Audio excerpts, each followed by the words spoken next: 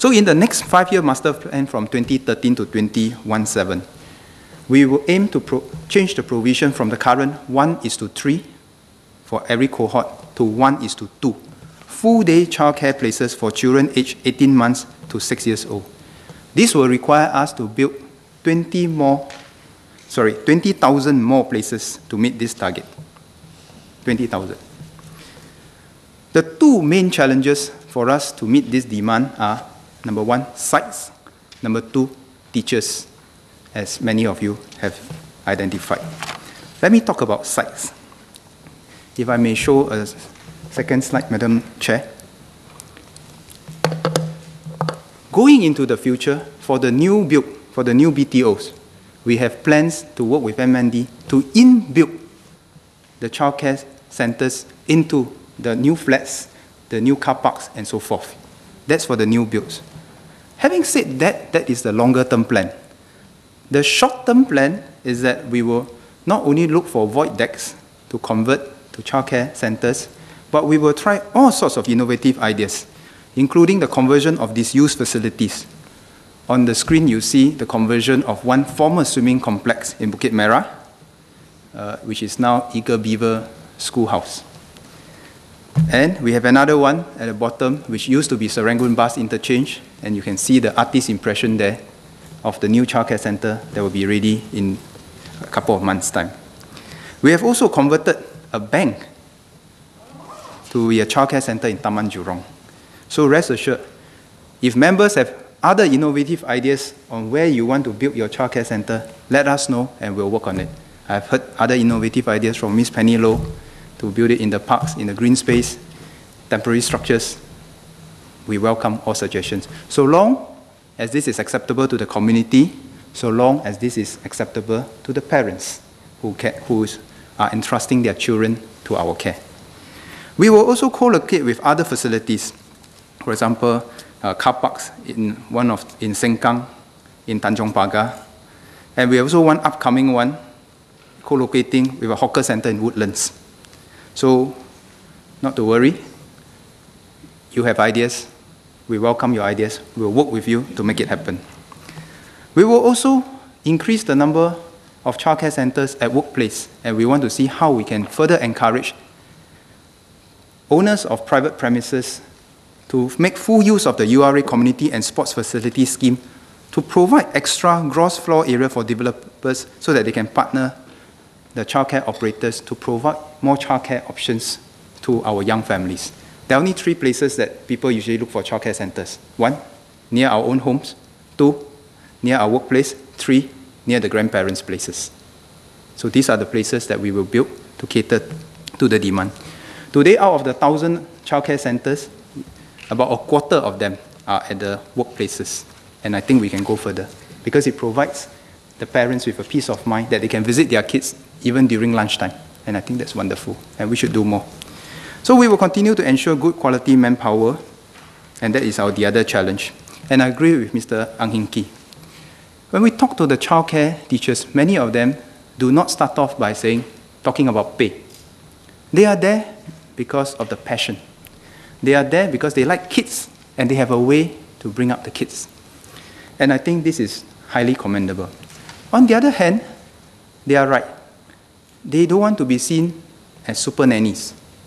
They are professionals in their own right. They want to improve the image. And I think on this, all of us as parents can do much to help.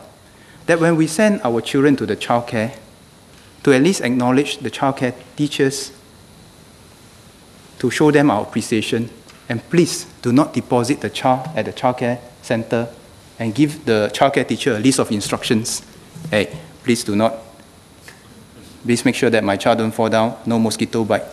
And then when we collect them at the end of the day, again, instead of thanking the childcare teachers when we reach there, is to lift up the child and check whether there's mosquito bites, whether the child has fallen, and then walk off.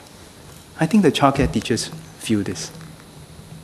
They told me, I can take a bit less pay, but please give me that bit of respect. And I think we can all do that together to acknowledge and affirm the good work done by our childcare teachers. It's not easy.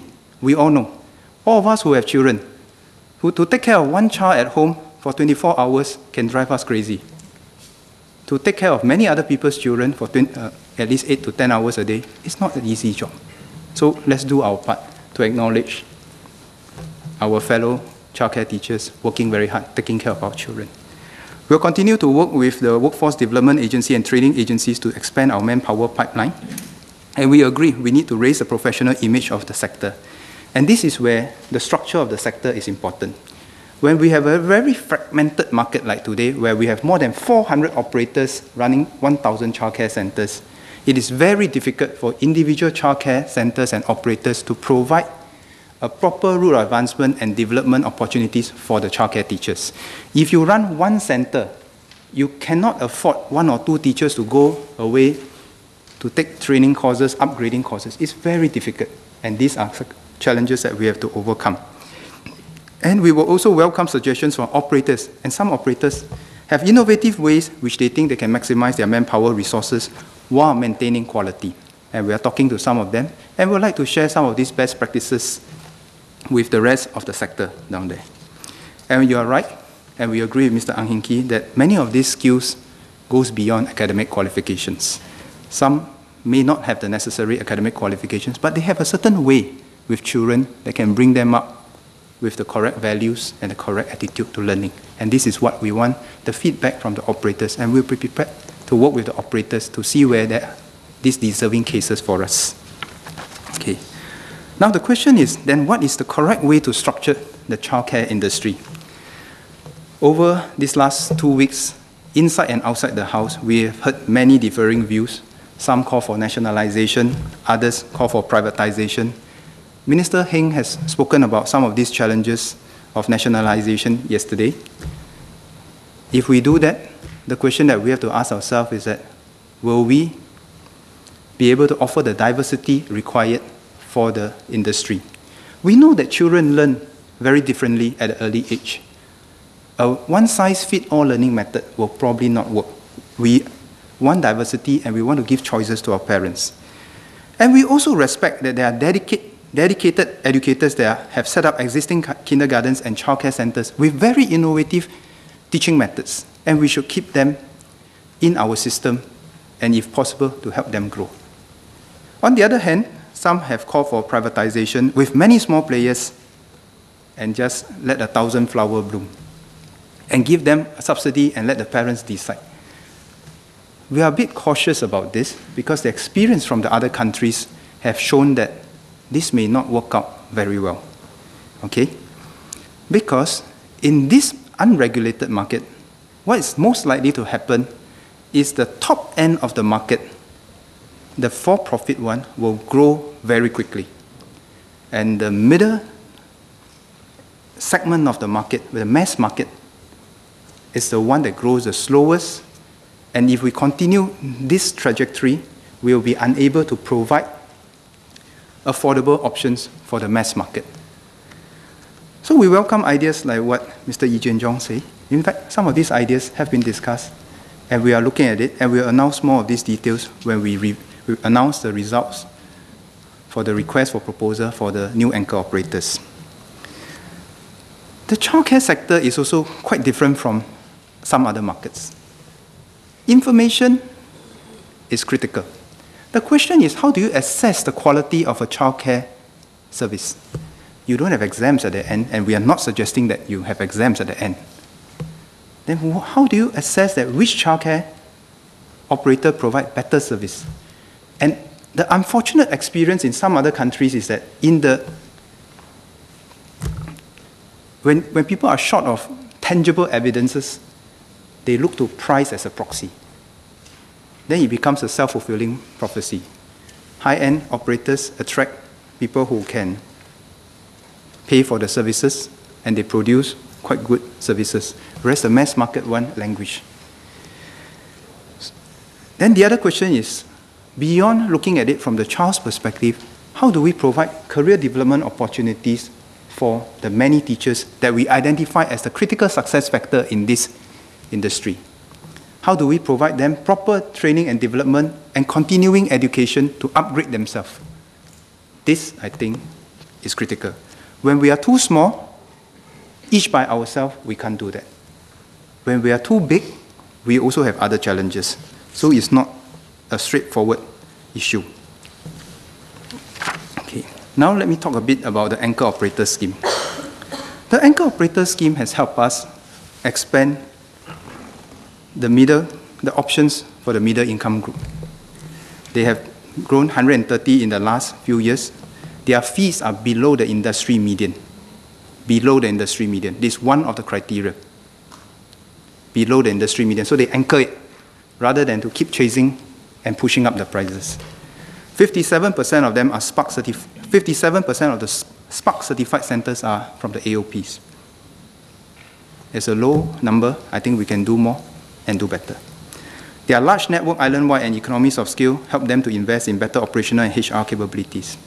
And this is the reason why we want to support more anchor operators to come in and join the sector to provide quality, affordable, and accessible services, most importantly to the middle income and the lower income groups.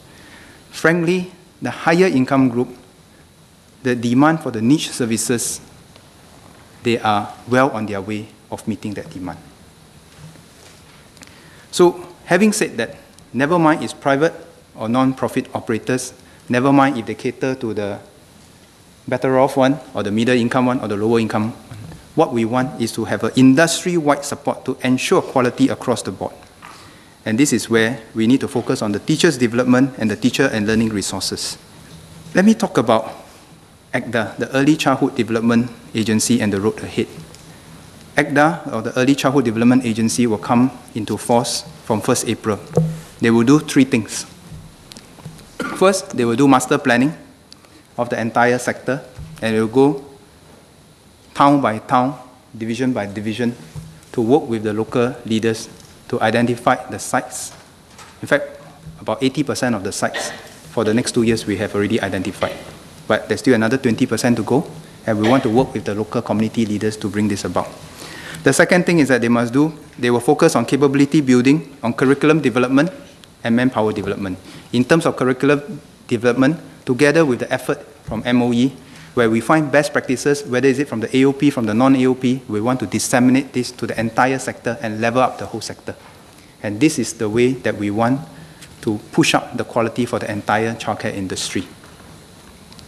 In terms of manpower development, we'll continue to source for alternative sources of manpower from people who may not be in the sector now, people who might be prepared to come back on a part-time basis to help out in the sector. And there's tremendous potential for us to do this.